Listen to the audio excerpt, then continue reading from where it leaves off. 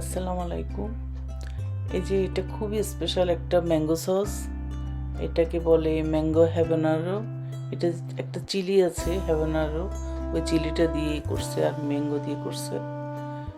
এই সসটা বানাতে এই যে একটা ম্যাঙ্গোকে এখন কেটে নিব। ম্যাঙ্গো লাগবে, তারপর ওই চিলিটা লাগবে, আর কয়েক পিস গার্লিক লাগবে। ব্যাস এগুলা দিয়ে করে নেব।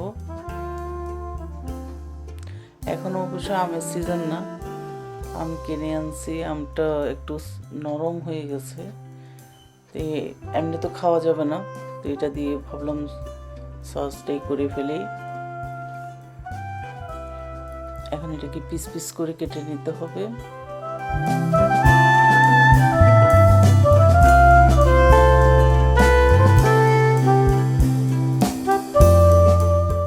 যখন পুরোটা কাটা হয়ে যাবে, তারপর এখন আমি একটা প্যান বসাই দিব। প্যানের মধ্যে দিয়ে দিব আমি 1 চামচ বাটার,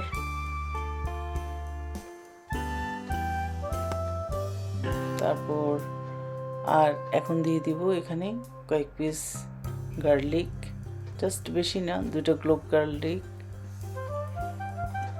বাটার মধ্যে গার্লিকটা যখন একটু ভালো করে হয়ে আসবে, তারপর এখানে আমি দিয়ে দিব যে আমি কেটে আম রাখছি, আমগুলা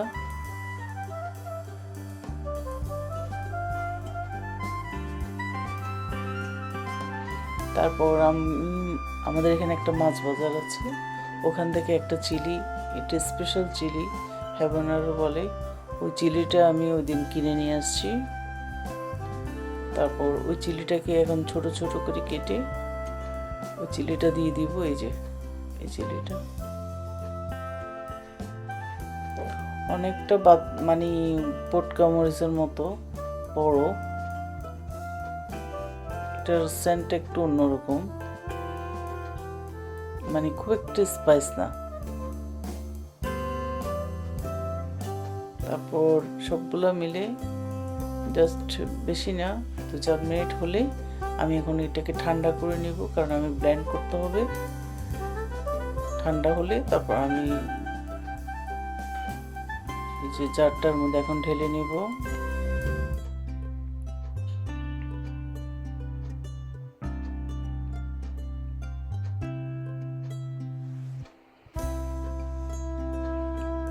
তারপর এখন দিয়ে দিব এখানে আমি লেমন জুস। আমি একটা লেমনকে জুস করে নিছি, ওই জুসটা ডাইরেক্ট এখানে দিয়ে দিলাম, দিয়ে বাস ব্লেন্ড করলেই আমার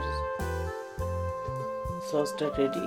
এই যে কেমন থিকনেস হয়েছে। আর একটা কেচাপের বোতলকে আমি ধুয়ে নিছি, ওই বোতলটার মধ্যে ডাইরেক্ট ঢুকাই নিচ্ছি।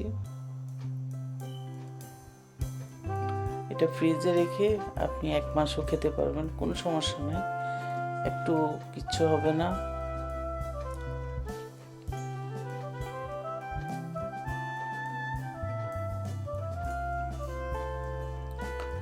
আজকে আমরা এটা জ্যাকেট পটেটোর সাথে খেয়েছি।